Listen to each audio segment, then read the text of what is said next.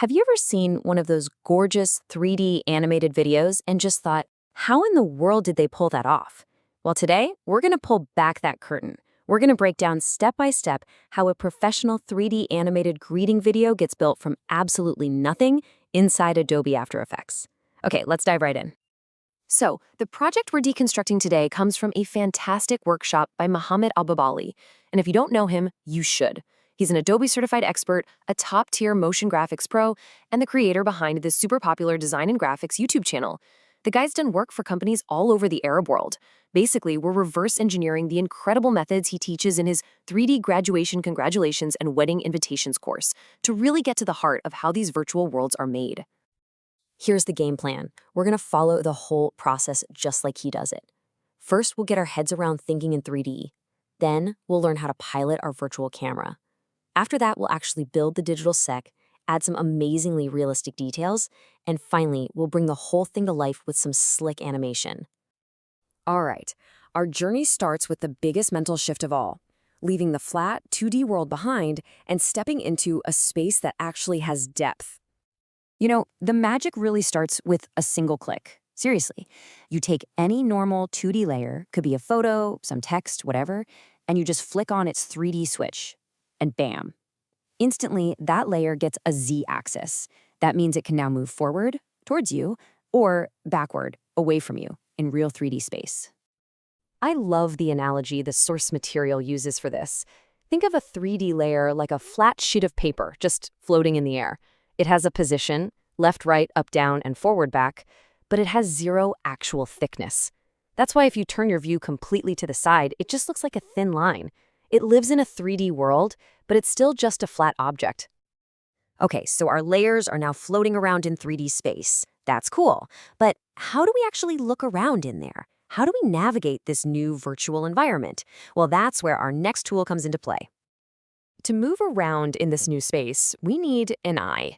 And in After Effects, that eye is the camera.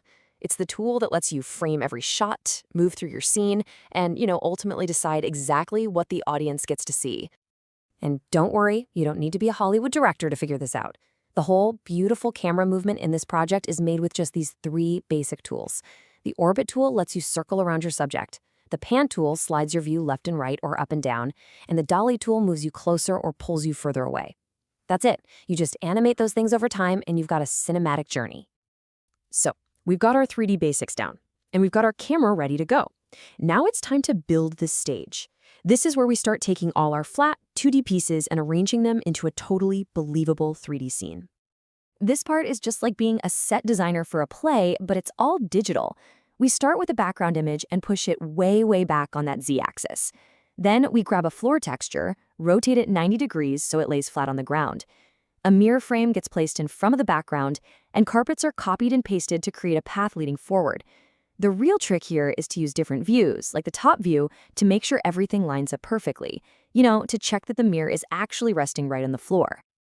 And here is a pro tip from the workshop that is an absolute game changer. What happens if your floor texture is too small for your giant scene? Well, instead of stretching it out and making it look blurry and awful, you use an effect called CC Retile. This thing just magically repeats the texture over and over, perfectly in every direction. It turns a tiny square of texture into a massive infinite ballroom floor. It's brilliant. The set is built, but now it's time for the magic. The absolute centerpiece of this whole project is this beautiful, realistic glass panel effect. And the secret is, it's not one complicated thing. It's just a few simple effects stacked together in a really clever way. Seriously, think of this like a recipe. You start with something called an adjustment layer. It's basically a clear filter.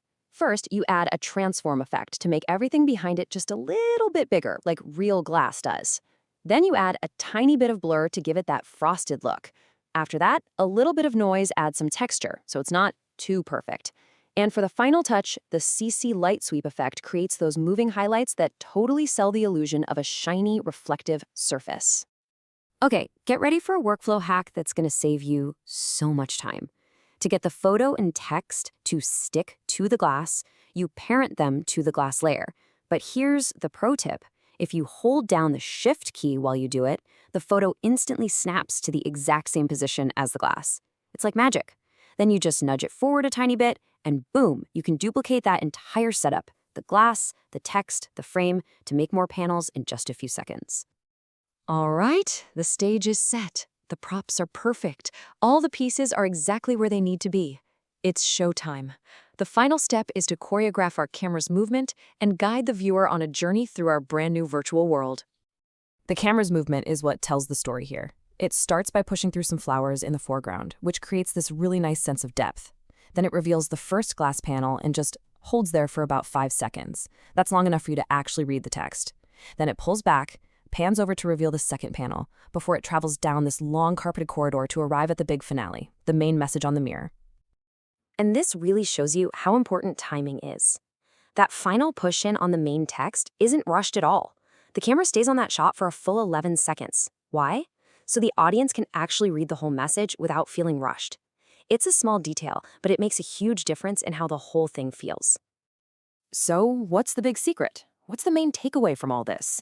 It's that this beautiful, super complex-looking animation isn't some giant, impossible thing. It's just a logical series of small, totally manageable steps. You master 3D layers, you understand the camera, you build the set piece by piece, you layer simple effects to create realism, and then you choreograph the final movement. That's the formula. And the crazy thing is, this entire process used to be something only high-end studios could do. Now, it's right there in the software on your computer. So the real question isn't about whether we have the tools anymore. It's about vision. By understanding how these worlds are built, brick by digital brick, we all have the power to create them. So what story are you going to tell?